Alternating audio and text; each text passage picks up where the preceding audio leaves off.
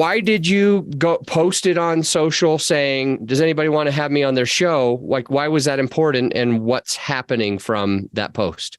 So I have a branding agency, Sims.media, and I'm always watching the media's platforms to see which ones we want.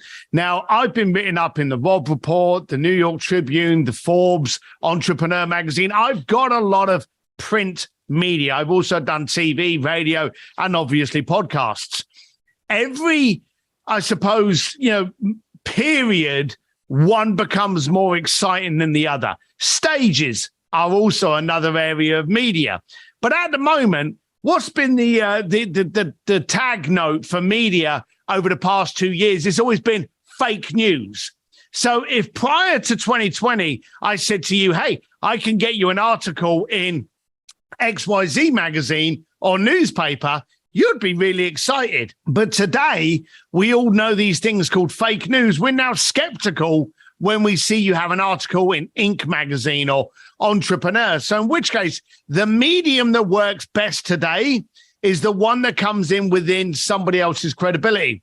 You, for argument's sake, by you bringing me onto your show, I'm credible because people go, well, I like Adam, therefore Steve Sims must be something. I want to listen to him. Today, the best medium today is podcast. Also, name another media channel where you actually get to vocalize your goals, your ideas, your values, for anything up to like 30 minutes. There's no other medium in the planet that allows that, and podcasts do. So I love podcasts. I know how powerful they are. I know how you get to play in somebody else's sandpit based on the owner of the sandpit's credibility.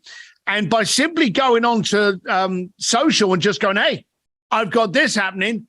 Who's looking for a guest for that podcast? How much does that cost me? And what's been the ROI on it? It just stuns me the more people aren't doing it. Yeah, that's really cool. And so now you're getting on multiple different people's podcasts. You've already been on in the last month or so since the book was launching. You've probably been on a whole bunch of others. I'm curious what's happening. Like you mentioned, kind of like a blanket statement, podcast is the most powerful. Yep. And I'm curious with your ROI, I'm curious if you've seen traction from it as well as just knowing that there should be traction. Oh, no. And that's the beautiful thing about podcasts. Think about it. Where do you listen to your podcast?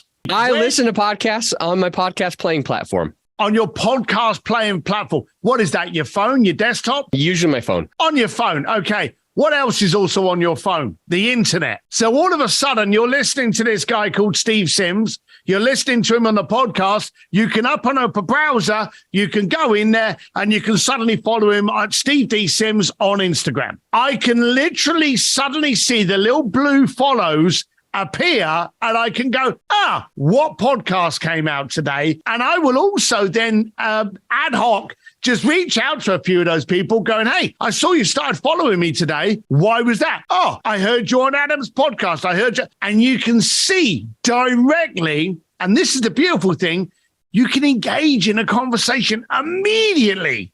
Well, Adam does loads of podcasts. Why me? I liked what you said about that. Well, great. Maybe it'll help you in the book. So you can immediately see, and again, none of this costs anything other than effort. You can actually see how many blue marks start coming in, and you can look to see what podcast comes out that day.